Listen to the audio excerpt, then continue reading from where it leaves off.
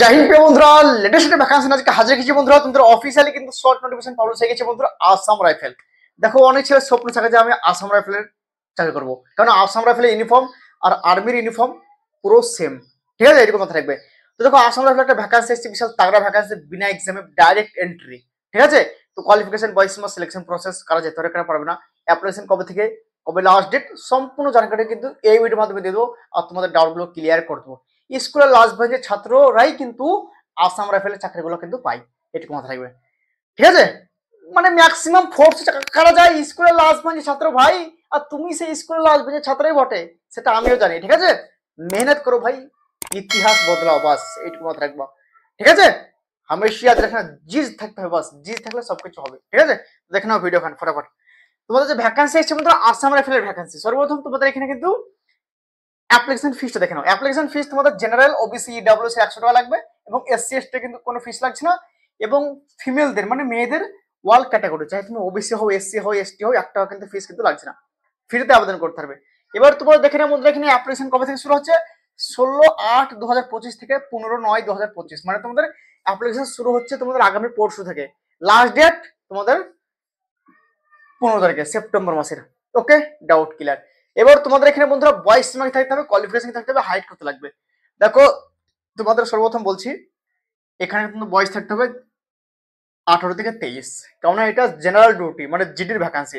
একটা হচ্ছে তোমার রাইফেলম্যান, একটা হচ্ছে রাইফেল উমেন, ঠিক আছে? মানে মেয়েদের জন্য বলছি, ঠিক আছে? ছেলে মেয়ে উভয় আবেদন করতে, টেনশন কোনো দরকার নেই। ওকে, বয়স থাকতে হবে 18 থেকে 23, জেনারেল ক্যাটাগরি, ইডব্লিউএস ক্যাটাগরি, এবং এসসি এসটি কিন্তু এখানে ছাড় পেয়ে যাবে, যেমন ওবিসিরা 3 বছর ছাড়, এসসি এসটি 5 বছর ছাড় পেয়ে যাবে বয়সে। Doubt clear? সেম এসএসজি যেরকম তোমাদের বয়স নেই, সেম বয়স।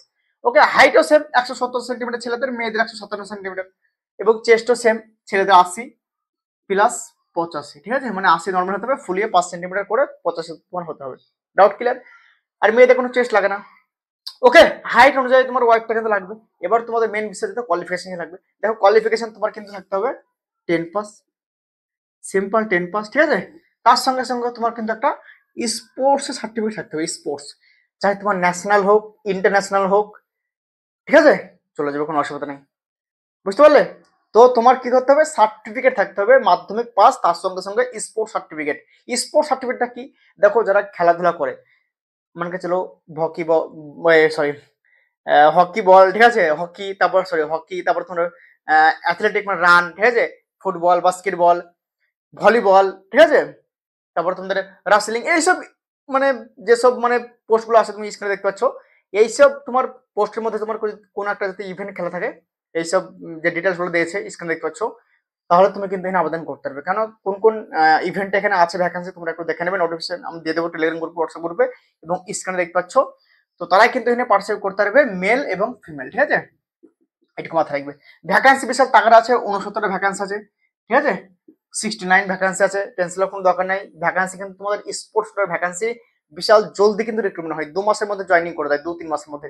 যেমন তোমাদের কিছুদিন আগে 2-3 মাস আগে ভ্যাকান্সি ছিল সিআইসি হেড কনস্টেবল স্পোর্টস কোটার, সেখানে তোমাদের অ্যাপ্লিকেশন হওয়ার পরেই মাঠ শর্টলিস্ট করে তোমাদের মাঠ হলো। এবার তোমাদের মেডিকেল এবার জয়েনিং হবে কিছুদিন পর ভাই, এরকম থাকবে। বিএসএফ যেমন ভ্যাকান্সি অ্যাপ্লিকেশন চলছে স্পোর্টস কোটার, আবার কিছুদিন পরে দেবে, আবার ছেড়ে দেবে। তাই ভাই তোমাদেরকে আমি একটা জিনিস বলছি, যাদের স্পোর্টস এর সার্টিফিকেট না, তোমাদের কিন্তু একটা বিশাল সম্পূর্ণ সুযোগ মৌকা পাওয়া যায়, কারণ বছরে তোমাদের স্পোর্টস কোটারে ভ্যাকান্সি তোমরা পেয়ে যাবে 5-7টা। আইটিবিপি পেয়ে যাবা, বিএসএফ পেয়ে যাবা, সিআরপি পেয়ে যাবা, সিআইএসএফ পেয়ে যাবা, আসাম রাইফেল পেয়ে যাবা, কত কিছু পেয়ে যাচ্ছে, তাই না? তারপর নেভি এয়ারফোর্স তো আছেই ভাই স্পোর্টস কোটার ভ্যাকান্সি।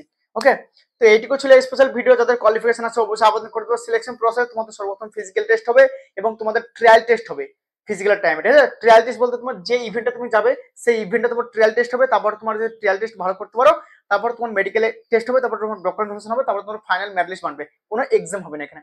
Doubt clear? তো এইটুকু ছিল স্পেশাল ভিডিও। ভিডিও যদি ভালো লাগে করে দাও লাইক, করে দাও সাবস্ক্রাইব, এবং অনেক ডাউট হবে দাদা আমি যদি সিম্পল 10 পাস হই তাহলে কি আবেদন করতে পারবো? দেখো সিম্পল 10 পাস আবেদন করতে পারবে, সিম্পল 10 পাস সঙ্গে সঙ্গে তোমার কিন্তু স্পোর্টস সার্টিফিকেট কিন্তু তোমার থাকতে হবে। বুঝে গেল? আশা করছি ডাউট ক্লিয়ার। তো এইটুকু ছিল স্পেশাল ভিডিও। ভিডিও যদি ভালো লাগে করে দাও লাইক সাবস্ক্রাইব। তত জয় হিন্দ, বন্দে মাতরম।